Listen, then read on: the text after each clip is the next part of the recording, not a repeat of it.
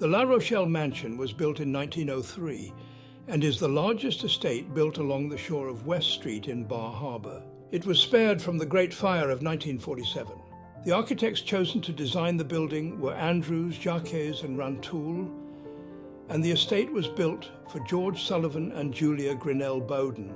Previous homes and mansions on the island were built of wood as it was plentiful, but this was one of the first homes built of brick, which had to be brought to the island as there was no brick factory on Mount Desert.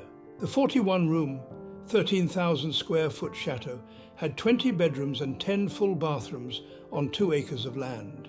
The home contributes to the historic character of the West Street Historic District, which is listed on the National Register of Historic Places. Mr. Bowden was a partner and treasurer of J.P. Morgan, and his father had been a partner in the firm years before.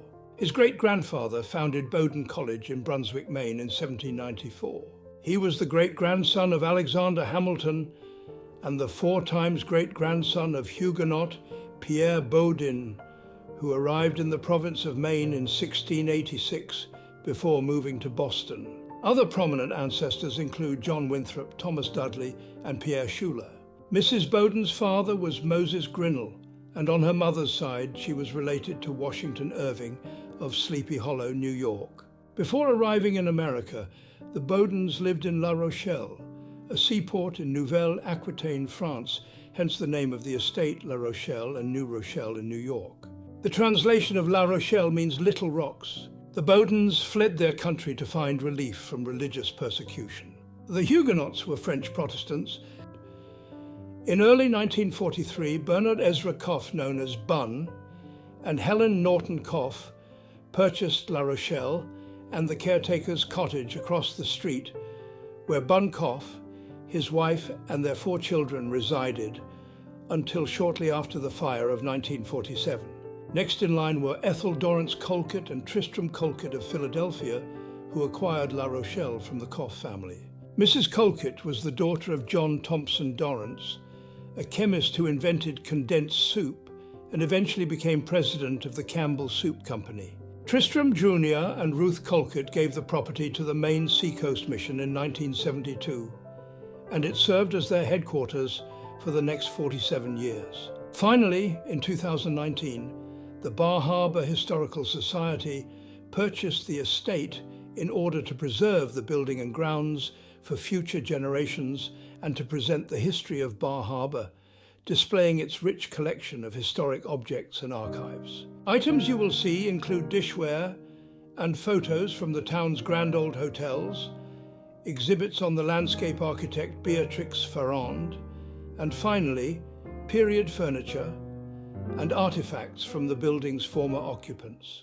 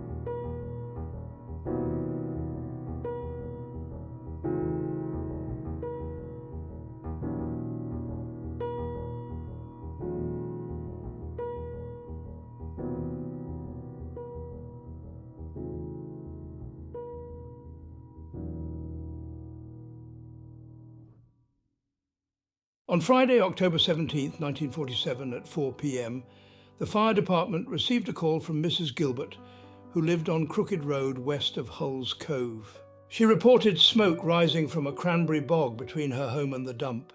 In its first 3 days, the fire burned a relatively small area, blackening only 169 acres. But on October 21st, strong winds fanned the flames. The blaze spread rapidly and raged out of control, engulfing over 2,000 acres. Personnel from the Army Air Corps, Navy, Coast Guard, University of Maine Forestry Program, and Bangor Theological Seminary joined local firefighting crews. The pace of the blaze intensified, and nearly 2,300 acres burned on October 27. The fire crossed Route 233 and continued along the western shore of Eagle Lake. On the morning of October 23rd, the wind shifted, pushing one finger of the fire toward Hull's Cove. Firefighters shifted their efforts in an attempt to squelch the threat to that community, but in the afternoon, the wind suddenly turned again and increased to gale proportions as a dry, cold front moved through, sending the inferno directly toward Bar Harbor. In less than 3 hours, the wildfire traveled 6 miles, leaving behind a 3-mile-wide path of destruction. The fire swept down Millionaire's Row, an impressive collection of majestic summer cottages on the shore of Frenchman Bay. 67 of these seasonal estates were destroyed. The fire skirted the business district, but razed 170 permanent homes and 5 large historic hotels in the area surrounding downtown Bar Harbor. At least 400 people left by sea in fishing boats. Finally, by 9 p.m., Route 3 was opened, and a caravan of 700 cars carrying 2,000 people began the slow trip to safety in Ellsworth. According to eyewitness reports, it was a terrifying drive. Cars were pelted by sparks, and flames flickered overhead. But the motorcade was orderly and successful, an uplifting end to a day that saw close to 11,000 additional acres blackened. Still, the fire continued to burn. From Bar Harbor, the blaze raced down the coast, almost to Otter Point, engulfing and destroying the Jackson Laboratory on its way. The fire blew itself out over the ocean in a massive fireball. But that wasn't the end of the destruction. Almost 2,000 more acres burned before the fire was declared under control on October 27th. Organic soil and vegetation on the forest floor, along with matted tree roots infiltrating deeply around granite boulders, aided stubborn underground fires. Even weeks later, after rain and snow had fallen, fire still smoldered below ground. The fire was not pronounced completely out until 4 p.m. on November 14th, nearly 1 month after it began.